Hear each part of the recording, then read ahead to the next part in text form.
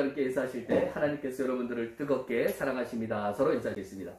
하나님께서 여러분들을 뜨겁게 사랑하십니다. 할렐루야. 하나님께서 여러분들을 뜨겁게 사랑하십니다. 하나님께서 여러분들을 뜨겁게 사랑하십니다. 할렐루야. 우리 함께 나누실 은혜의 말씀은 우리 베드로전서 3장 18절에서 22절까지의 말씀입니다. 네, 베드로전서 3장 18절에서 22절까지의 말씀입니다.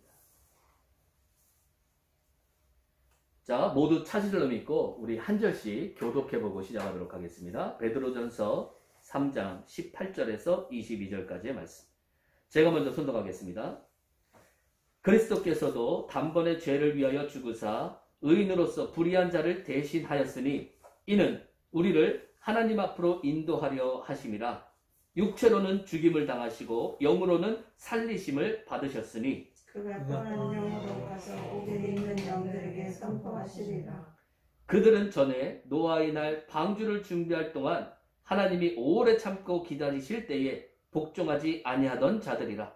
방주에서 물로 말미암아 구원을 얻은 자가 몇 명뿐이니 겨우 8명이라. 물은 예수 그리스도께서 부활하심으로 말미암아 이제 너희를 구원하는 편이 곧 세례라. 이는 육체로 돌아온 것을 제하여 보냄이 아니요 하나님을 향한 선한 양심의 강권이라. 합독하겠습니다. 그는 하늘에 오르사 하나님 우편에 계시니 천사들과 권세들과 능력들이 그에게 복종하느니라. 아멘.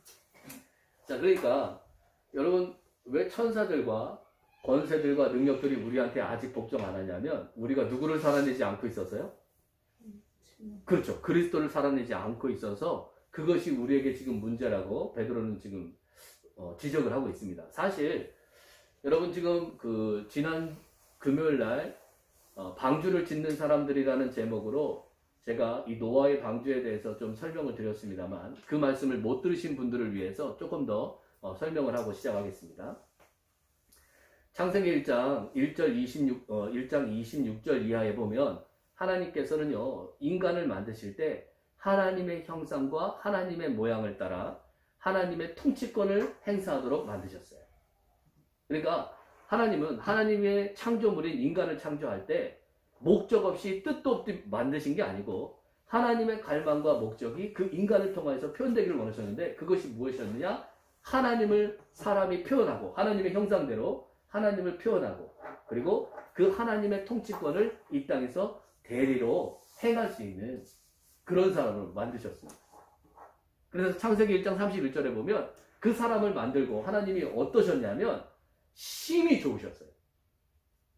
자, 여러분 우리가 어떤 것을 만들었을 때 언제 심히 좋습니까? 작품 완성됐을 때. 그죠? 그게 내 마음에 쏙 드는 거예요. 내가 생각한 대로, 내가 의도한 대로 그 작품이 딱 나오면 우리가 너무 행복하죠. 그러니까 하나님께서 처음에 우리 사람을 만드셨을 때 그 하나님의 의도와 갈망대로 우리가 만들어졌기 때문에 하나님이 심히 좋으셨습니다. 자, 그런데 불과 6장 뒤에 창세기 6장 4절 이하에 보면 그 사람들이 어떻게 되었습니까?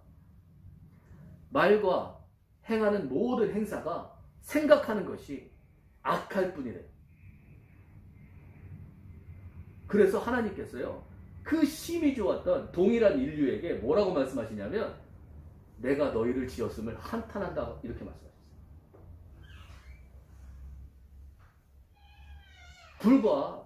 불과 6장 뒤에 사단에게 유혹당한 그 인간들의 상태가 어땠냐면 하나님 보시기에 한숨밖에 안 나와요.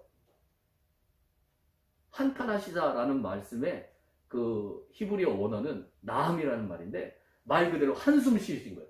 그러니까 여러분 우리가 언제 한숨이 나옵니까? 답답할 때. 그 심히 좋았던 사람들이 하나님 보시기에 너무 답답하고 그래서 하나님이 결단합니다. 심지어 하나님께서 이 인간을 쓸어버리겠다고 말씀하셨어요. 그런데 그런 모든 것이 끝나버릴 것 같은 환경과 모든 것이 끝나버릴 것 같은 희망이 없는 그 상황 속에서 한 사람이 일어나는데 그 사람이 누굽니까? 그게 노아였어요. 그러나 노아는 그 환경 속에서 하나님 앞에 은혜를 얻었다. 여러분 히브리어 원어를 보면요 이렇게 해석되어 있습니다. 하나님 면전에서 은혜를 얻어냈대요. 할렐루야. 그러니까 모든 사람들이 다 흘러 떠내려갈 때 노아는 끝까지 하나님의 면전에서 은혜를 얻어냈어요. 그리고 하나님은 그 모든 악한 세대를 누구 한 사람으로 변화시키냐면 하나님 앞에서 은혜를 얻어낸 그 노아를 통하여서 그 시대를 새롭게 변화시키십니다. 자, 오늘 본문을 나누시기 전에 여러분 교회에 대한 생각을 좀 해봅시다. 오늘날 일반적으로 지금 사회에서 불리는 교회라는 단어는 성경적인 원어의 참뜻을 표현하지 못하고 있습니다. 제가 왜 그렇게 말씀을 드리냐면 헬라어에서 말하는 교회, 에클레시아라는 원어의 뜻은 부르심을 받아 나온 사람들의 모임 혹은 그 무리들의 모임이라는 뜻이에요. 자, 다시 설명드릴게요. 교회의 참뜻은 부르심을 받아서 나온 사람들의 모임 또는 그 모임들의 무리를 얘기합니다. 그런데 성경적인 의미대로 하면 그러면 여러분 교회는 어떤 곳이냐면 부르심을 받아서 나와야 한다는 거예요. 성경적인 기준대로 여러분 죄송한 말씀이지만 성경적인 기준대로 교회를 정의하고 여러분 이 땅에 있는 교회들을 바라보면 세상으로부터 부르심을 받아서 나오지 않은 사람들은 성경적인 의미에서 교회가 아니라는 뜻입니다. 그러니까 많은 분들이 이런 말을 해요. 교회가 부패했다. 교회가 타락했다. 그런데 정확하게 말하면 교회는 부패할 수 없습니다. 왜냐하면 교회는 건물이나 부르심을 받아서 나온 사람들이 모임이 아니면 교회가 아니에요. 그러니까 여전히 세상 속에 있다면 그리스도의 몸을 이룰 수가 없어요. 궁극적으로 하나님께서는요, 저와 여러분들을 이 방주로 예표된 그리스도 안으로 들어가길 원하시는 겁니다. 그래서 오늘날 교회는 하나님이 우리에게 주신 노아의 방주와도 같은 것이에요. 이거는 제가 여러 번 주일날 설교를 드렸습니다. 왜 노아가 방주가 그리스도를 예표하는가? 이제 오늘은 이 부분을 나누려고 하는 게 아니라 이 노아에 대한 하나님의 구원에 대해서 이제 좀 설명을 드리려고 하는데, 자, 이제 노아는 크게 두 가지로부터 하나님 앞에 구원을 받습니다. 하나는요, 하나님의 심판으로부터 구원이에요. 이제 여러분 노아가 살고 있던 그 땅도 하나님의 심판이 임하는 땅입니까? 안 임하는 땅입니까? 그렇죠. 임하는 땅이에요. 똑같이 그 심판을 받는 땅에서 살고 있었어요. 그런데 노아는 그 심판이 왔지만 거기서 건짐을 받았죠. 무엇으로 건짐을 받았습니까? 자기가 지은 방주예요. 그죠? 방주입니다. 그런데 여러분 그 땅, 이제 하나님의 심판이 임하는 땅으로부터 분리가 돼야 되죠. 그 퇴역하고 거스르는 땅으로부터 분리를 체험해야 되는데 그 땅으로부터 구원을 받게 한 건 무엇입니까? 그건 홍수예요.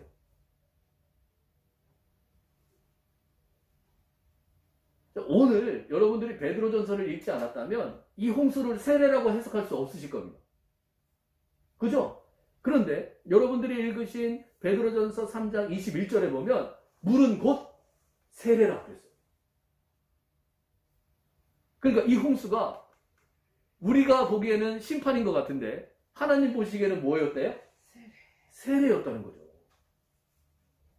저는 오늘 이것을 조금 더 깊이 설명해 드리고자 합니다. 자, 여러분들이 오늘 읽으신 이 본문에서는 노아가 물을 통과해서 악한 세대로부터 구원을 받았다, 이제 이렇게 말씀을 하는데, 마태복음 24장 37절에서 39절 사이, 그리고 누가복음 17장 26절에서 27절 사이에 보면 주님은 우리가 사는 이 시대를 노아의 시대와 똑같다고 얘기합니다. 오늘날도 그렇다, 이렇게 말씀하셨어요. 그럼 홍수 전에 살았던 사람들의 삶은 어땠습니까? 거기 여러분 마태복음 24장 37절 이하에 보면 그때의 사람들이 먹고 마시고 시집가고 장가가고 에 빠져서 살았다는 거예요. 자, 제가 며칠 전에도 이런 설명을 했습니다. 많은 대한민국의 젊은이들 중에 60% 이상이 비혼주의래요. 결혼을 하지 않고 그냥 동거만 하고 살겠다는 거예요. 그 이유가 뭐냐면 굳이 상대방의 인생 안으로 내가 들어갈 필요가 없고 애를 낳아서 고생하고 싶은 생각이 없다는 거예요. 그래서 결혼은 족쇄다 이렇게 생각하는 사람이 10명 중에 몇 명이라고요? 6명.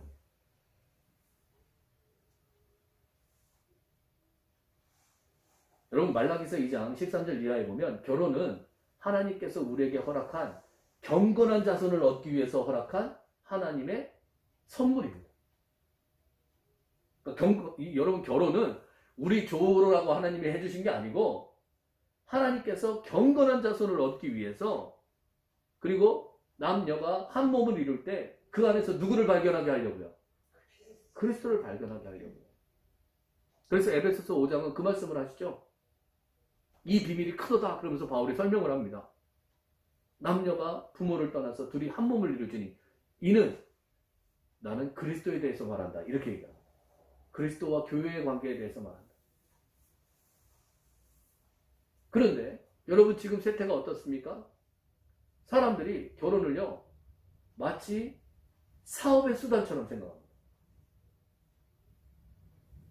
어느 정도 생활의 수준이 맞아야 돼요. 어느 정도 삶의 질이 나하고 맞아야 결혼을 할 수 있다. 경건의 자손을 얻기 위한 그런 결혼이 아니라 먹고 사는 목적으로 결혼을 남용하고 있다. 자, 문제가 이제 이렇게 흘러가다 보니까 여가부에서는요, 대한민국에서 법적으로 제시하는 가족에 대한 단위를 바꿔야 된다는 거예요. 원래 가족은 남, 여가 결혼해서 자녀를 얻는 곳을 가정이라고 얘기하지 않습니까? 그런데 이제 여가부에서 법제도를 바꾸자고 얘기하는 그 법제도의 내용을 보면 같이 사는 친구 혹은 연인, 보호자들도 다 한 가족으로 엮어야 된다는 거죠. 왜냐하면 비혼주의다 보니까 1인 체제의 가정들이 많잖아요. 그럼 1인 체제의 가정은 법제도 안에서 보호받을 수 있을 만한 것이 너무 없다. 근데 1인 체제의 가정들이 너무 많으니까 법으로 보호하려면 친구, 연인 혹은 보호자들에 속한 어떤 사람들의 함께 사는 것도 가정으로 쳐줘야 된다. 여기에는 어떤 것도 들어있냐면 동성연애자들도 들어있습니다. 같은 성끼리 같은 집에 살면 가족으로 인정해주죠. 여러분 시대가 악합니다. 제가 가슴을 치는 한 뉴스를 봤습니다. 구미에서 어떤 한 그 여성이 3살짜리 여아를 그냥 방치한 채로 아사시켰어요. 어떻게 사람이 이렇게 완악할 수가 있습니까? 가정에 대한 생각이. 그 아이를 왜 그렇게 방치했냐고 그랬더니 전 남편과의 사이가 안 좋아서.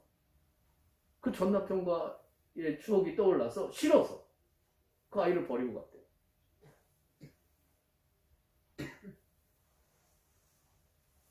그것이 그 아이를 책임져야 될 부모의 입에서 나온 변명이었습니다. 여러분 아이들 학교에 가보십시오. 아이들이 공부하는 목적이 무엇입니까? 좋은 대학, 좋은 직장을 얻기 위함입니다. 먹고 마시고 시집가고 장가가는데 다들 빠져있어요. 아이들의 교실에 걸려있는 그 불을 보십시오. 오늘 30분 더 공부하면 너의 미래의 남편의 직업이 바뀐다. 이게 그 분이에요.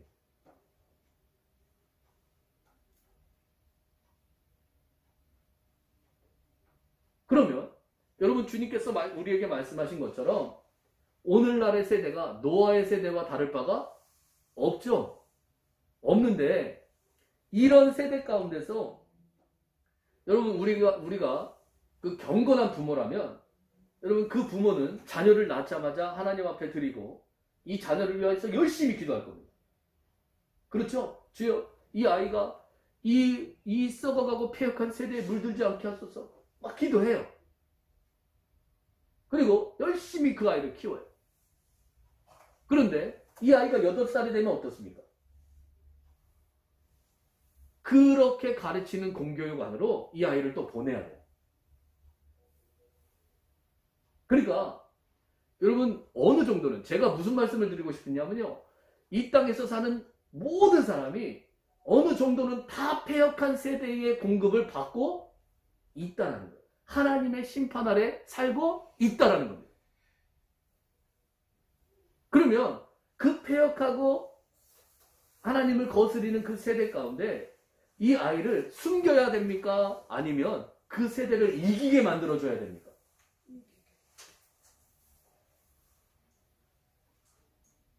여러분, 우리 믿는 자들이 하나님의 생명으로 거듭나서 하나님의 생명으로 짜여지면 세상을 향해서 등을 집니까? 세상 사이로 들어갑니까? 제가 의문을 던지는 건 과연 우리 믿는 자들 가운데 세상 속으로 들어가서 세상을 변화시킬 노아와 같은 자가 있냐는 거죠.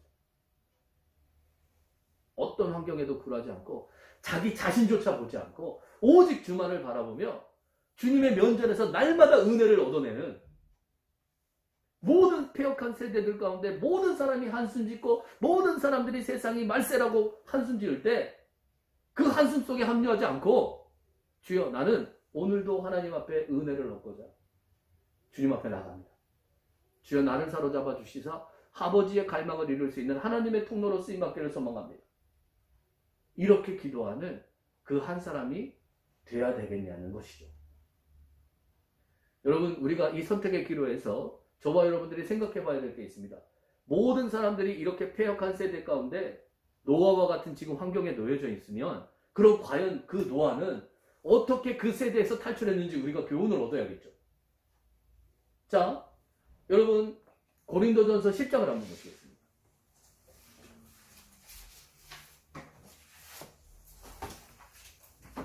고린도전서 10장 1절에서 2절입니다.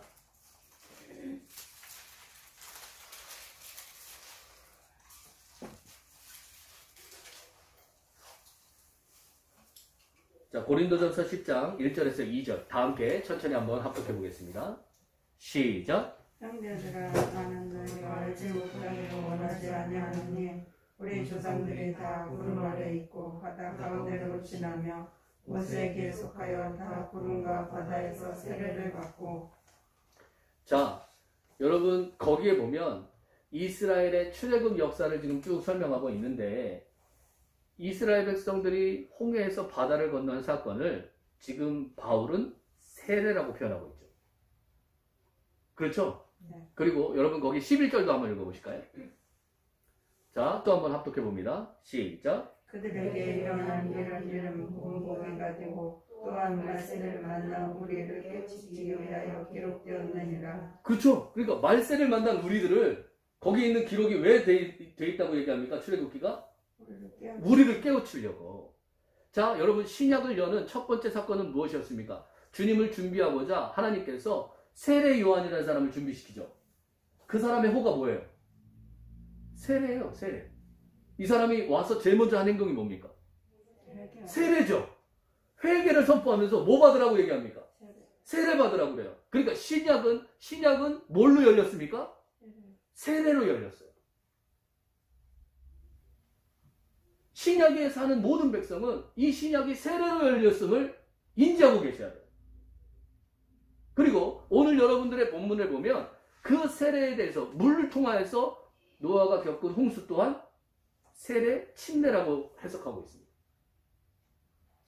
오늘 저와 여러분들이 노아가 이 세례를 통하여서 자기의 이 폐역한 세대에서 구원을 받은 이제 여러분들이 이런 여러 가지에 대한 예표를 설명하기 위해서 제가 이해를 돕기 위해서 이스라엘의 역사를 먼저 설명을 좀 할게요. 자, 이스라엘 백성은요, 요셉을 알지 못하는 한 왕이 나타나서 자기들을 핍박하니까 그때부터 기도를 합니다. 하나님, 우리 못 살겠어요. 좀 구해주세요. 이렇게 기도를 해요. 그랬더니 하나님께서 모세라는 한 사람을 일으켜서 그 이스라엘 백성들을 탈출하도록 합니다.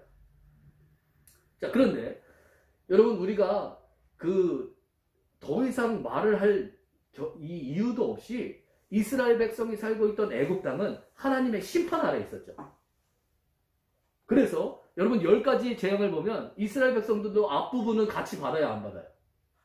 같이 받습니다. 그죠? 같이 심판을 받아요. 왜냐하면 하나님이 심판이 임하는 땅에서 살고 있었기 때문이에요. 그런데 그 심판에서 구원을 받은 건 무엇 때문입니까? 유월절 때문이죠.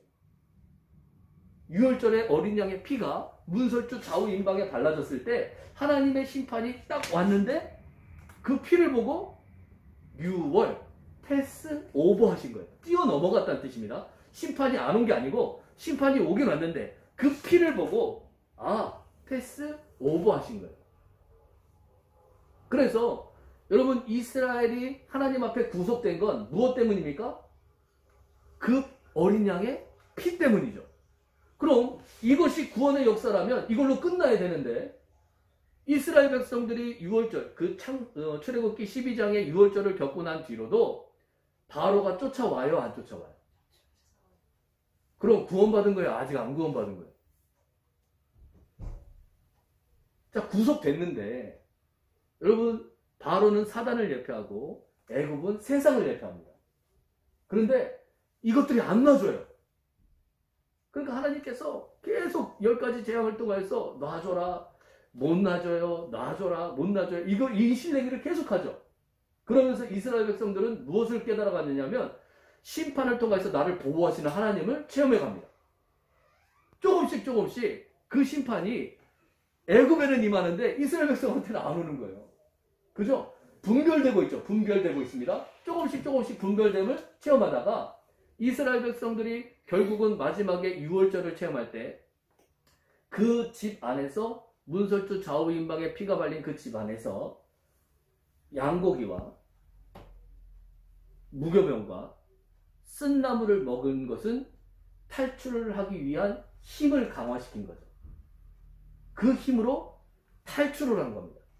그러니까 여러분, 유월절은 구속의 역사지만 완전히 탈출한 것이 아니죠. 자, 여러분, 이스라엘 백성들이 이것을 먹고 탈출하려고 나왔어요. 그랬더니 그 다음부터 이 애굽의 바로 왕이 그냥 보내줬어요? 아닙니다. 그 다음부터 군대를 보내갖고 쫓아가서 잡아오라는 거예요. 그 이스라엘 백성들이 다른 길도 많은데 모세를 따라갔더니, 하나님의 인도자 모세를 따라갔더니 하필이면 간 데가 어디입니까? 홍해예요, 홍해. 앞에는 내가 못 넣을 바다가 있고 뒤는 나를 쫓아오는, 죽이겠다고 쫓아오는 세상에 있는 곳이죠. 여러분, 이 그림을 잘 이해하십시오. 그런데 여러분, 하나님께서 하늘에서, 낮에는 구름 기둥과 밤에는 불 기둥으로 이스라엘 백성을 인도하시지 않습니까? 그러면 그 하나님께서 그 쫓아오는 애굽 군사들을 불로 싹 쓸어버리시면 안 되나요? 그러셔도 되잖아요. 그죠? 그런데 하나님은 불로 그들을 쓸어버리시는 게 아니고 물 안에, 바다 안에 길을 내셨어요. 그리고 애굽 백성들이 쫓아오도록 내비뒀다가 이 이스라엘 백성들이 완전히 건넌 뒤에 그들을 물속에다가 수장시켜버렸죠. 할렐루야. 그러면 여러분, 이 그림이 말세를 만난 우리에게 본을 보이려고 하신 그림이라면 여러분 한번 생각해 보세요. 예수 그리스도께서 십자가에서 못 박히신 것은 우리가 바라보는 2000년 전의 사실입니다. 그걸로 우리는 구속됐어요. 누구 거라고요? 예수님 거예요. 저는 예수님을 왜 주님이라고 불러요? 주님이 십자가에서 피 흘리심으로 나를 사셨어요. 그래서 나는 주님 거예요. 나의 주인이세요. 라고 여러분들이 인정하시는 겁니다. 자, 근데 문제는 내가 그분을 인정했지만, 그분의 피값으로 사셨다는 걸 인정했지만 여전히 세상의 유혹을 당해요, 안 당해요? 당해요. 그러니까 이 세상을 완전히 끝내지 않으면 여러분들은 주님의 것이지만 또 육에 대해서 갑니다. 세상에 또 끌려가요. 그래서 하나님은 이 세상도 끝장내셔야 돼요. 내 자녀를 유괴하지 못하도록 이 세상의 것들도 끝장내야 되는데 그게 뭐라고요? 그게 세례래요. 여러분들이 물속에 들어갈 때 옛사람에 유혹되던 그 세상에 유혹되던 나는 죽고 여러분 거기서 물속에서 다시 나올 때 그리스도께서 일어나신 것처럼 부활의 생명 안에서 다시 일어나는 그 믿음 안에서 사시는 거예요. 할렐루야. 이 그림을 우리한테 설명하고 계시는 거예요. 그러니까 지금 여러분 이 무엇이 애굽으로부터 이 이스라엘 백성을 구원했습니까? 여러분 이스라엘 백성들이 어린 양의 피를 의지하여서 하나님의 심판에서 건짐을 받았지만 바로는 여전히 자기의 힘을 과시하며 이스라엘 백성들을 쫓아다녔죠. 그런데 그 바로가 보냈던 군대가 그 자기의 권력이 끝난 장소는 홍해예요. 홍해. 할렐루야. 그 모든 것들로부터 세상으로부터 건짐을 받은 장소는 이 홍해의 세례라는 것을 여러분 아셔야 됩니다. 그러면 저와 여러분들이 이제 한번 생각해 보세요. 그럼 오늘날 이 피의 구속이 십자가라는 이 예수 그리스도의 피가 우리를 구속했다라는 건 대부분 아세요. 그런데 저는 이 물의 구속이 오늘날 신약에 무엇을 예표하는지 아시는 분이 몇 명이나 될까 의심스러워요. 여러분 예수 그리스도의 피로 어린 양의 피로 구속받은 건 다들 아시잖아요. 그죠? 그러면 여러분 이 세례는 오늘날 무엇을 예표할까요? 십자가예요.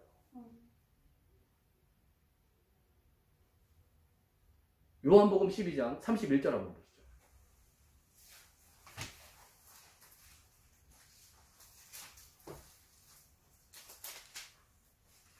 자, 요한복음 12장 31절입니다.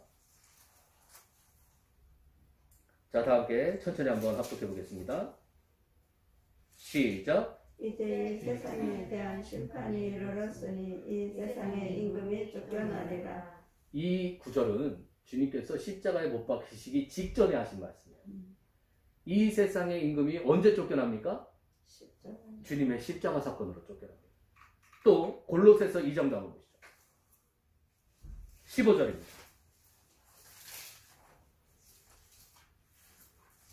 골로새서 2장 15절입니다.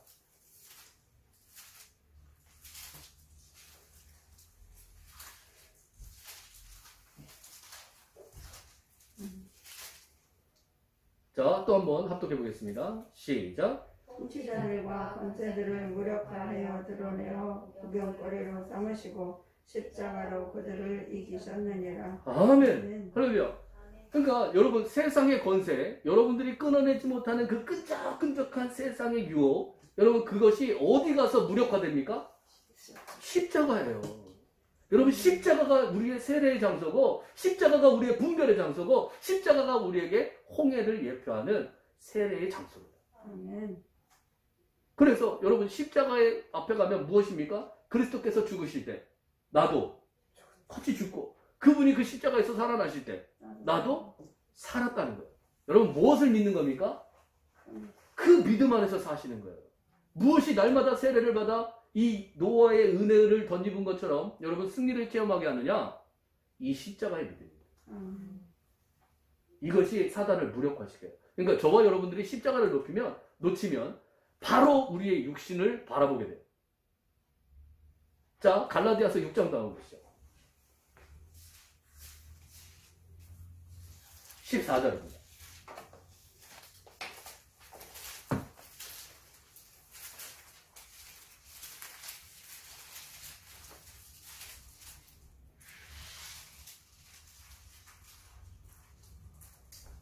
자, 갈라디아서 6장 14절 또 한번 천천히 한번 합독해 봅니다. 시작. 그러나 내게는 우리 주 예수 그리스도의 십자가 외에 결코 자랑할 것이 없으니 그리스도로 말미암아 세상이 나를 대하여 십자가에 못 박히고 내가 또한 세상을 대하여 그러하리라. 아멘. 자, 여러분 이렇게 한번 해보세요. 여러분들이 약한 가장 그것, 여러분들이 지고 있는 가장 문제점, 그것이 왜 내 속에 존재할까요? 이유는 간단합니다. 내가 그걸 좋아하기 때문이에요. 그렇죠? 왜 내가 그걸 못 끊습니까? 예를 들어서 술을 좋아하는 사람이 술을 못 끊는 이유는 그 술이 좋기 때문이에요. 그렇죠? 도박을 좋아하는 사람이 도박을 못 끊는 이유는 무엇입니까? 그게 좋아요. 자, 그런데 여러분 이 세상의 공급을 끊어내는 가장 좋은 방법은 뭡니까? 여러분 장사 지내시는 거예요. 자, 도박빚이 있는 사람한테 도박빚을 받으려고 봤더니 이 사람이 죽어서 장사됐네? 그러면 받을 수 있어요, 없어요? 받을 수 없어요. 여러분 분노를 자주 일으키는 사람이 분노를 일으키려고 이 사람을 딱 또 약 올리려고 보니까 이 사람이 무덤 속에 들어가 있어요. 그러면 아무리 그 무덤에다 대고 욕하고 약 올리고 뛰고 이래도 여러분 그 사람이 벌떡 일어납니까? 못 일어납니까? 못 일어나요. 왜냐하면 나는 지금 어떻게 됐으니까요. 나는 죽었어요. 나는 장사 지냈어요. 십자가, 지금 바울이 내가 자랑할 게 십자가밖에 없다는 말이 무슨 말입니까? 세상이 바울을 보니까 죽었어요. 뭐를 유혹하고 싶어도 유혹할 거리가 없어요. 왜? 바울은 어떻게 되어 있으니까요? 죽어 있으니까. 그리고 바울도 세상에 입맛이 없어요. 끌리는 게 없어요. 왜요? 나는 죽었으니까. 바울은 부활의 생명 안에서 그리스도만 끌린대요. 그 자기가 자랑할 게 내가 지금 제일 잘하는 게 뭐밖에 없냐면 십자가밖에 없대요.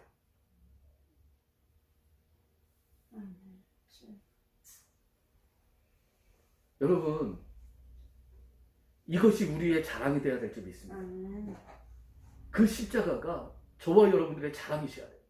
오늘 하루, 내일 하루, 모레 하루가 날마다 이 십자가 안에서의 삶이 되어셔야 되고 여러분들의 눈에 세상이 여러분들 안에서 십자가에 못 박혀 있고 움직일 수가 없어요. 나를 향해서 움직이지 않아요. 또 여러분 그 세상이 나를 보기에 그 십자가에 못 박혀 있어야 됩니다. 그것이 믿음의 삶이셔야 돼요. 그래서 제가 나눠드린 프린트물에 보면 제일 끝에 5구절 정도를 한번 보시겠습니다. 거기에 보면 이렇게 얘기해요. 우리 눈의 세상은 십자가 위에 달려 있어야 되며 우리 자신 또한 십자가 위에 있어야 한다. 우리는 그리스도의 죽음 안에서 침례를 받았고. 자, 로마서 6장 3절 한번 보시죠. 자, 신약에서의 우리는 노아는 홍수로 침례를 받았지만 신약에서 우리는 어떤 침례를 받았습니까? 자, 로마서 6장 3절입니다. 자, 한번 합독해 봅니다. 시작. 그리스도 예수와 합하여 세례를 받은 우리는 그의 죽으심과 합하여 세례를 받은 줄을 알지 못하느냐. 아멘.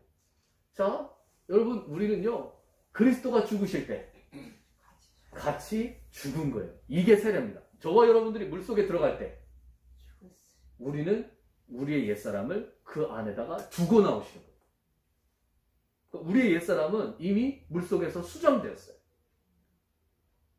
할렐루야. 그런데 여러분 물속에서 수정된 걸로 끝나면 우리에게 소망이 없지 않습니까? 그죠? 그런데 골로새서 또 한번 보시죠. 골로새서 2장 12절입니다.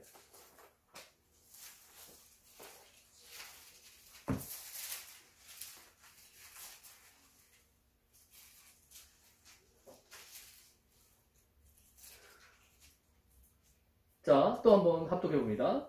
시작. 너희가 세례로 그리스도와 함께 장사되고 또 죽은 자들 가운데서 그를 일으키신 하나님의 역사를 믿음으로 말미암아 그 안에서 함께 일으키심을 받았느니라. 아멘.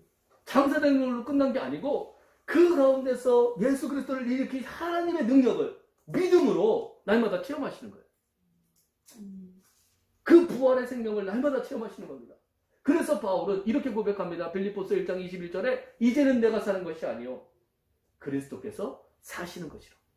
그러니까 나의 삶의 모든 주체가 누구로 바뀌어 있습니까? 주님으로 바뀌어 있어요. 그분을 일으키신 하나님의 능력이 날마다 나를 사로잡아서 무덤 속에 두지 않고 나를 일으키시는 거예요. 이것을 체험하는 사람을 무엇이라고 얘기하느냐? 그리스도인이라고 말합니다. 그래서 제가 처음에 말씀드릴 때 교회는 그리스도의 몸이지 않습니까? 에베소서 1장 23절 이하에 보면 그 교회는 그리스도의 몸이니 그랬어요. 그럼 여러분 교회가 부패했다 그러면 그리스도의 몸이 부패할 수 있나요? 교회가 타락했다 그러면 그리스도의 몸이 타락할 수 있습니까? 아니에요. 여러분 그럴 수 없습니다. 세상과 분별되지 않은 그리스도인들이 여전히 있기 때문입니다. 그럼 이 모든 사람들이 그리스도 안에서 참된 구원의 실제를 맛보는 그 방편은 어디 있습니까? 바로 세례 안에 있습니다. 십자가 안에 있습니다. 그리고 저와 여러분들이 이 십자가 안으로 들어가면 거기 지금 골로새서 피신 김에 2장 20절 한번 읽어볼까요?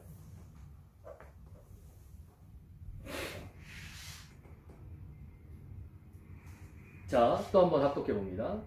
시작. 내가 세상의 초등학문에서 그리스도와 함께 죽었거든 어찌하여 세상에 사는 것과 같이 규례를 순종하느냐. 아멘. 자, 여러분 시간이 없으니까 그냥 설명을 드리면 갈라디아서 3장에 보면 우리 그 율법이 우리를 그리스도 안으로 인도하는 초등교사가 됐다라는 표현이 있어요. 쉽게 말하면 여기서 말하는 초등학문은 규례에 순종하시는 거예요. 이것도 해야 돼, 저것도 해야 돼, 이렇게 사시는 거예요. 그런데 여러분 그리스도 안에서 죽은 사람은 그 율법을 지켜야 될 사람이 어떻게 된 거예요? 어떻게 된 거예요? 죽었어요. 그럼 나는 누구의 인도 따라 사시면 돼요? 이제 주님의 인도 안에서 사시면 돼요. 왜냐하면 내가 규례를 지켜야 될 나는 어떻게 됐으니까? 죽었어요. 또 제가 이런 말 하면 자기의 의지대로 막 하시면서 주님이 하신다고 착각하시는 분이 계시는데 여러분 반드시 성경의 기준 안에서 여러분들의 행위가 맞아 떨어져야 돼요. 성령과 말씀이 같이 가셔야 돼요. 그러니까 내가 성령을 따라 행한다 그러면서 말씀의 기준에서 어긋난 건 성령을 따라 행하시는 게 아니에요.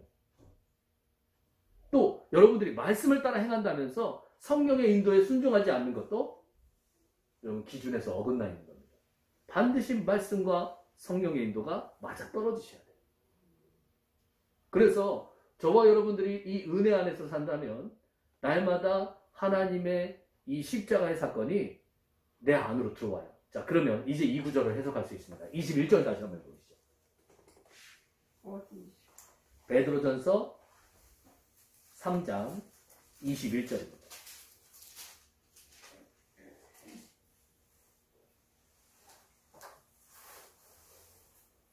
자, 다 함께 천천히 한번 합독해 보겠습니다. 시작. 물은 예수 그리스도께서 부활하심으로 말미암아 이제 너희를 구원하는 편이 곧 세례라. 이는 육체의 더러운 것을 제하여 버림이 아니요 하나님을 향한 선한 양심의 강군이라. 자, 여러분 물은 예수 그리스도께서 부활하심으로 말미암아 이제 너희를 구원하는 예편이 곧 세례라. 이는 육체의 더러움을 제하여 버림이 아니요 그랬어요. 자, 여러분 세례를 받았다고 여러분들이 육체의 더러움이 딱 제하여지지는 않잖아요. 베드로가 그렇게 말하잖아요. 세례는 그냥 예표일 뿐이래요. 자, 이제 저는요 이게 무슨 말일까 엄청 묵상을 오래 했습니다. 그런데 자 보세요. 노아의 시대에 홍수가 났는데 홍수가 하루 저녁에 내려서 끝났습니까? 40일 동안 내렸습니다. 그러면 노아는 방주를 타고 있어도 내가 심판받는 그 땅과 떨어지는 시간이 얼마 동안 걸린 거예요? 40일 동안 떨어지고 떨어집니다. 40은 시련의 숫자입니다. 주님도 40일간 시험을 받으셨죠. 그러면 여러분 이게 무슨 말이냐면 여러분들이 세례를 받았어도 그리스도의 십자가는 내 밖에 있는 사실이죠. 누가 이루셨어요? 내가 이뤘습니까? 주님이 이루어주셨습니까? 주님이 이루셨어요. 그러니까 여러분들이 구속당했어도 그리스도의 십자가의 사실은 여전히 객관적입니다. 그렇죠? 그런데 여러분들이 날마다 세례를 받아요. 십자가. 매일같이 세례를 받아요. 나의 옛사람을 또 물에다 담궈요. 그리고 부활로 다시 일어나요. 그것이 하루가 되고 이틀이 되고 내 안에서 쌓이고 쌓여서 하나님의 숫자, 그 시련의 숫자 40을 채우면 여러분들은 완전한 구원의 역사를 체험할 수 있다는 거예요. 그럼 성경이 기가 막히죠. 그러니까 많은 사람들이 착각합니다. 예수를 믿으면 바로 구원을 받고 바로 변한대요. 여러분, 그런 사람은요 거의 없습니다. 여러분, 바울도 하나님 앞에 우리가 인정하는 그 바울도 한 번 구원받고 그대로 끝났습니까? 아니에요. 나는 날마다 죽노라 이렇게 얘기했습니다.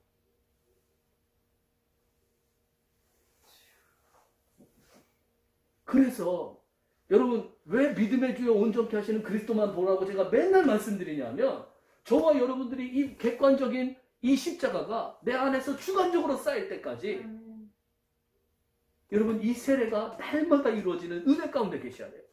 십자가를 묵상하시고 그 십자가 안에서 내가 끝장났음을 인정하시고, 주님이 죽을 때 나도 죽고 주님이 사실 때 나도 살았음을 고백하셔야 돼요.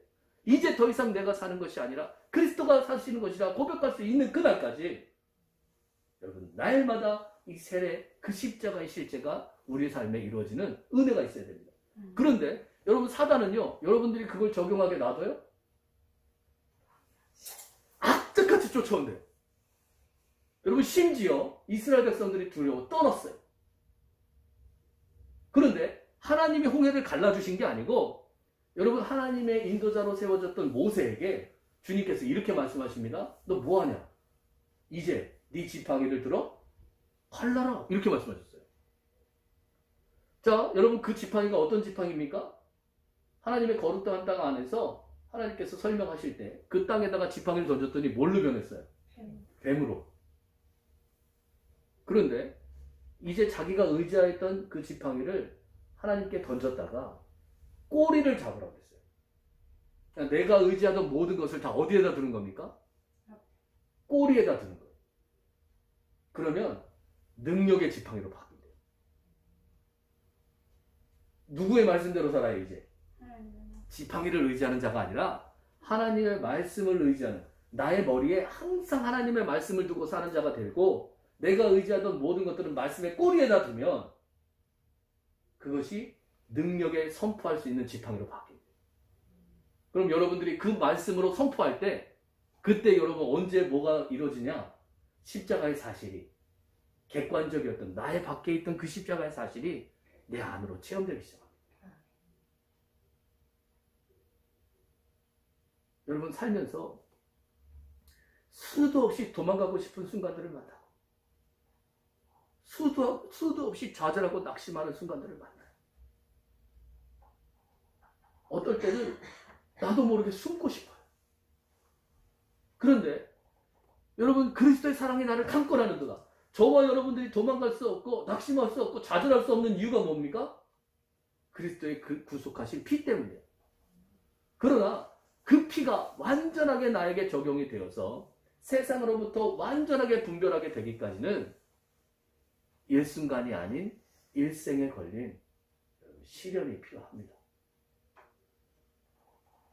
그래서 여러분, 오늘 그 묵도 시편으로 읽었던 시편 12편 한번 보시죠.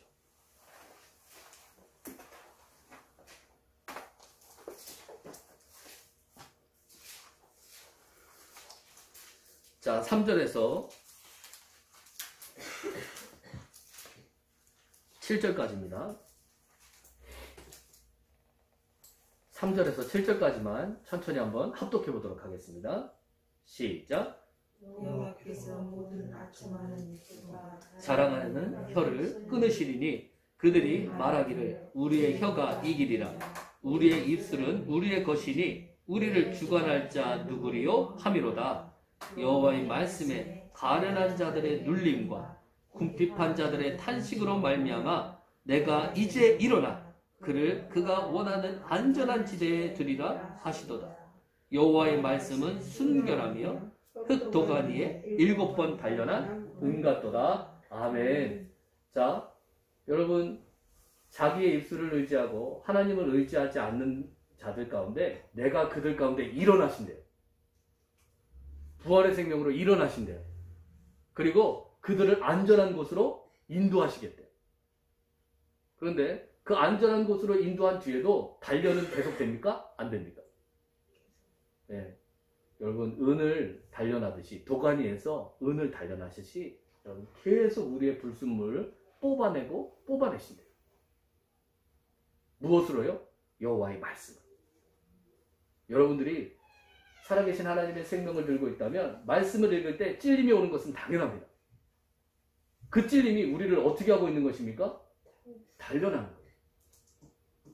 그러나 저와 여러분들이 이 단련 가운데서도 감사할 수밖에 없는 것은 우리를 지키시고 세대로부터 영원토록 우리를 보존하시기 위함이라는 그 은혜 때문입니다. 할렐루야. 여러분, 우리가 이 세대에 낙심하고 좌절할 수 없는 것은 이유는 딱 하나입니다. 우리는 영원한 세계를 바라보고 하나님의 영원한 약속된 세계 안으로 인도받는 하나님의 아들들이시기 때문이에요. 여러분들이 하나님의 아들이 되려면 반드시 하나님의 아들의 생명을 소유하셔야 돼요. 그 생명이 하늘로부터 딸마다 공급되는 것이 말씀이 여러분들이 사라지는 은혜이기 때문입니다. 여러분, 오늘 말씀을 깊이 묵상하십시오. 여러분들이 이 노아를 통하여서 받을 계시가 엄청납니다. 노아가 수 없는 사람들이 여러분 배를 사느가 짓는다고 생각해 보세요. 그것도 항공모함처럼 큰 배를 지금으로부터 몇천 년 전에 수많은 사람들이 노아에게 욕하고 조롱하고 그것도 1, 2년 지었습니까? 아니에요. 120년 동안을 그 배를 지어요. 그 사람들이 말합니다. 저 왜 저래? 그러면 비가 온다고 저런데. 아니, 비가 산 높이까지 온다고? 그렇대잖아.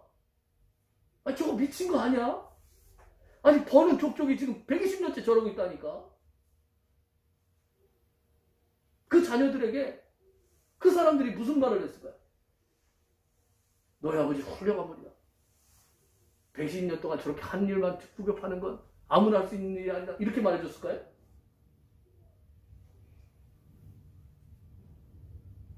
그런데 노아가 그런 수없는 조롱과 비판 속에서 끝까지 하나님의 길을 예비할 수 있었던 이유는 딱 하나입니다. 노아는요, 하나님의 은혜를 구하다 보니까 하나님 앞에 계시를 받았어요. 그래서 히브리서 11장 7절에 보면 그 계시를 믿음으로 말미암아 방주를 준비했다고 말합니다. 여러분, 계시가 십자가를 통한 빛비춤과 계시가 없다면 여러분들은 결코 세상의 조롱을 이길 수 없습니다. 우리를 이기게 하는 건 우리 자신의 노력이 아니라 우리를 인도하시는 그리스도의 빛과 계심을 잊지 마시기를 예수로 축원해요. 기도하시겠습니다. 할렐루야. 사랑과 긍휼이 많으신 하나님, 주님의 크신 은혜와 사랑 안에서 오늘도 세례가 우리에게 임한 십자가의 힘을 보게 하심을 감사드립니다.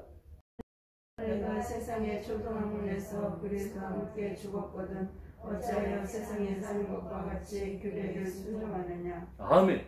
자, 여러분 시간이 없으니까 그냥 설명을 드리면 갈라디아서 3장에 보면 우리 그 율법이 우리를 그리스도 안으로 인도하는 초등교사가 됐다라는 표현이 있어요. 쉽게 말하면 여기서 말하는 초등학문은 규례에 순종하시는 거예요. 이것도 해야 돼, 저것도 해야 돼, 이렇게 해서 하시는 거예요. 그런데 여러분 그리스도 안에서 죽은 사람은 그 율법을 지켜야 될 사람이 어떻게 된 거예요? 어떻게 된 거예요? 죽었어요. 그럼 나는 누구의 인도 따라 사시면 돼요? 이제 주님의 인도 안에서 사시면 돼요. 왜냐하면 내가 규례를 지켜야 될 나는 어떻게 됐으니까? 죽었어요. 또 제가 이런 말 하면 자기의 의지대로 막 하시면서 주님이 하신다고 착각하시는 분이 계시는데 여러분 반드시 성경의 기준 안에서 여러분들의 행위가 맞아 떨어져야 돼요. 성령과 말씀이 같이 가셔야 돼요. 그러니까 내가 성령을 따라 행한다 그러면서 말씀의 기준에서 어긋난 건 성령을 따라 행하시는 게 아니에요. 또 여러분들이 말씀을 따라 행한다면서 성령의 인도에 순종하지 않는 것도 여러분 기준에서 어긋나 있는 겁니다. 반드시 말씀과 성령의 인도가 맞아 떨어지셔야 돼요. 그래서 저와 여러분들이 이 은혜 안에서 산다면 날마다 하나님의 이 십자가의 사건이 내 안으로 들어와요. 자, 그러면 이제 이 구절을 해석할 수 있습니다. 21절 다시 한번 보시죠. 베드로전서 3장 21절입니다.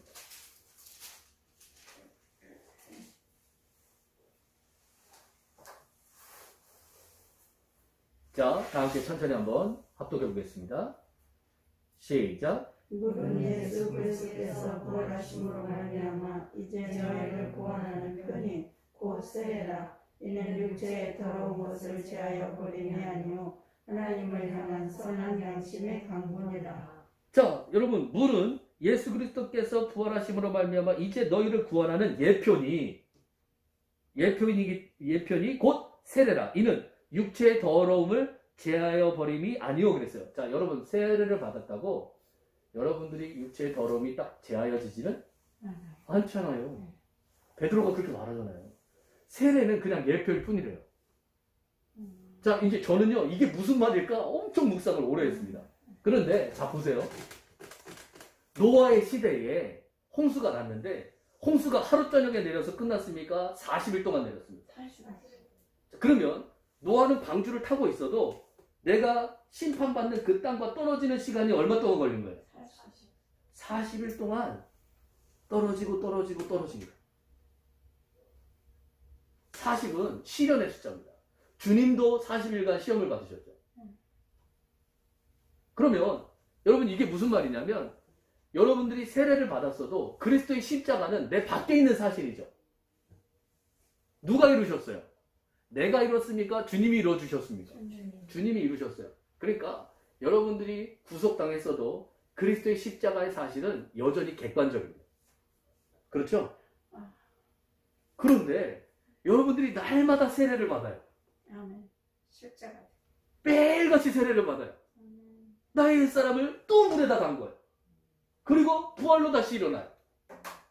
그것이 하루가 되고 이틀이 되고 내 안에서 쌓이고 쌓여서 하나님의 숫자, 그 시련의 숫자 40을 채우면 여러분들은 완전한 구원의 역사를 체험할 수 있다는 거예요. 그럼 성경이 기가 막히죠.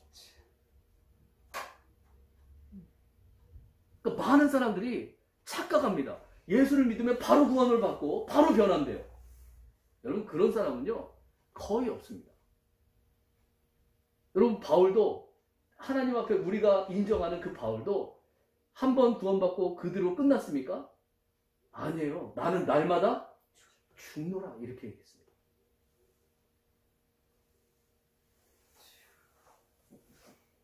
그래서 여러분, 왜 믿음의 주여 온전케 하시는 그리스도만 보라고 제가 맨날 말씀드리냐면 저와 여러분들이 이 객관적인 이 십자가가 내 안에서 주관적으로 쌓일 때까지 여러분, 이 세례가 날마다 이루어지는 은혜 가운데 계셔야 돼요. 십자가를 묵상하시고 그 십자가 안에서 내가 끝장났음을 인정하시고 주님이 죽을 때 나도 죽고 주님이 사실 때 나도 살았음을 고백하셔야 돼요. 이제 더 이상 내가 사는 것이 아니라 그리스도가 사시는 것이라 고백할 수 있는 그날까지 여러분, 날마다 이 세례, 그 십자가의 실제가 우리의 삶에 이루어지는 은혜가 있어야 됩니다. 그런데 여러분, 사단은요 여러분들이 그걸 적용하게 놔둬요? 악착같이 쫓아온대요. 여러분, 심지어 이스라엘 백성들이 두려워 떠났어요. 그런데 하나님이 홍해를 갈라주신 게 아니고 여러분, 하나님의 인도자로 세워졌던 모세에게 주님께서 이렇게 말씀하십니다. 너 뭐하냐? 이제 네 지팡이를 들어 갈라라 이렇게 말씀하셨어요. 자, 여러분, 그 지팡이가 어떤 지팡이입니까? 하나님의 거룩한 땅 안에서 하나님께서 설명하실 때 그 땅에다가 지팡이를 던졌더니 뭘로 변했어요? 뱀으로. 그런데 이제 자기가 의지하였던 그 지팡이를 하나님께 던졌다가 꼬리를 잡으라고 했어요. 그러니까 내가 의지하던 모든 것을 다 어디에다 두는 겁니까? 꼬리에다 두는 거예요. 그러면 능력의 지팡이로 바뀐대요. 누구의 말씀대로 살아요 이제? 지팡이를 의지하는 자가 아니라 하나님의 말씀을 의지하는, 나의 머리에 항상 하나님의 말씀을 두고 사는 자가 되고 내가 의지하던 모든 것들은 말씀의 꼬리에다 두면 그것이 능력에 선포할 수 있는 지팡이로 바뀝니다. 그럼 여러분들이 그 말씀으로 선포할 때 그때 여러분 언제 뭐가 이루어지냐? 십자가의 사실이 객관적이었던 나의 밖에 있던 그 십자가의 사실이 내 안으로 체험되기 시작합니다. 여러분 살면서 수도 없이 도망가고 싶은 순간들을 만나고 수도 없이 좌절하고 낙심하는 순간들을 만나요. 어떨 때는 나도 모르게 숨고 싶어요. 그런데 여러분 그리스도의 사랑이 나를 감고 나는도다. 저와 여러분들이 도망갈 수 없고 낙심할 수 없고 좌절할 수 없는 이유가 뭡니까? 그리스도의 그 구속하신 피 때문이에요. 그러나 그 피가 완전하게 나에게 적용이 되어서 세상으로부터 완전하게 분별하게 되기까지는 일순간이 아닌 일생에 걸린 시련이 필요합니다. 그래서 여러분 오늘 그 묵도 시편으로 읽었던 시편 12편 한번 보시죠.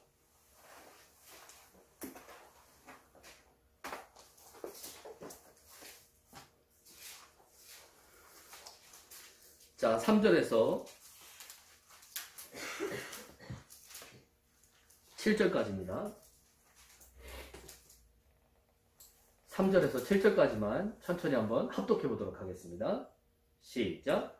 여호와께서 모든 아첨하는 입술과 자랑하는 혀를 끊으시리니 그들이 말하기를 우리의 혀가 이기리라. 우리의 입술은 우리의 것이니 우리를 주관할 자 누구리요 함이로다. 여호와의 말씀에 가련한 자들의 눌림과 궁핍한 자들의 탄식으로 말미암아 내가 이제 일어나 그를 그가 원하는 안전한 지대에 두리라 하시도다. 여호와의 말씀은 순결하며 흙 도가니에 7번 단련한 은 같도다. 아멘. 자, 여러분 자기의 입술을 의지하고 하나님을 의지하지 않는 자들 가운데 내가 그들 가운데 일어나신대요. 부활의 생명으로 일어나신대요. 그리고 그들을 안전한 곳으로 인도하시겠대요. 그런데 그 안전한 곳으로 인도한 뒤에도 단련은 계속됩니까? 안 됩니까? 네. 여러분 은을 단련하듯이 도가니에서 은을 단련하듯이 여러분 계속 우리의 불순물을 뽑아내고 뽑아내신대요. 무엇으로요? 여호와의 말씀. 여러분들이 살아계신 하나님의 생명을 들고 있다면 말씀을 읽을 때 찔림이 오는 것은 당연합니다. 그 찔림이 우리를 어떻게 하고 있는 것입니까? 단련하는 거예요. 그러나 저와 여러분들이 이 단련 가운데서도 감사할 수밖에 없는 것은 우리를 지키시고 세대로부터 영원토록 우리를 보존하시기 위함이라는 그 은혜 때문입니다. 할렐루야. 여러분 우리가 이 세대에 낙심하고 좌절할 수 없는 것은 이유는 딱 하나입니다. 우리는 영원한 세계를 바라보고 하나님의 영원한 약속된 세계 안으로 인도받는 하나님의 아들들이시기 때문이에요. 여러분들이 하나님의 아들이 되려면 반드시 하나님의 아들의 생명을 소유하셔야 돼요. 그 생명이 하늘로부터 딸마다 공급되는 것이 말씀이 여러분들이 사라지는 은혜이기 때문입니다. 여러분 오늘 말씀을 깊이 묵상하십시오. 여러분들이 이 노아를 통하여서 받을 계시가 엄청납니다. 노아가 수 없는 사람들이 여러분 배를 산에다 짓는다고 생각해 보세요. 그것도 한국마을처럼 큰 배를 지금으로부터 몇천 년 전에 수많은 사람들이 노아에게 욕하고 조롱하고 그것도 1, 2년 지었습니까? 아니에요. 120년 동안을 그 배를 지어요. 그 사람들이 말합니다. 저 왜 저래? 그러면 비가 온다고 저런데. 아니 비가 산 높이까지 온다고? 그렇대잖아.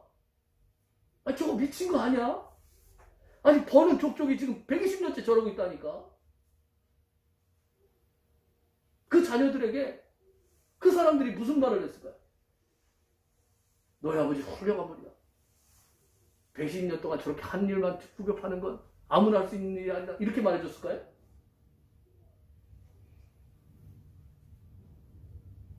그런데 노아가 그런 수없는 조롱과 비판 속에서 끝까지 하나님의 길을 예비할 수 있었던 이유는 딱 하나입니다. 노아는요, 하나님의 은혜를 구하다 보니까 하나님 앞에 계시를 받았대요. 그래서 히브리서 11장 7절에 보면 그 계시를 믿음으로 말미암아 방주를 준비했다고 말합니다.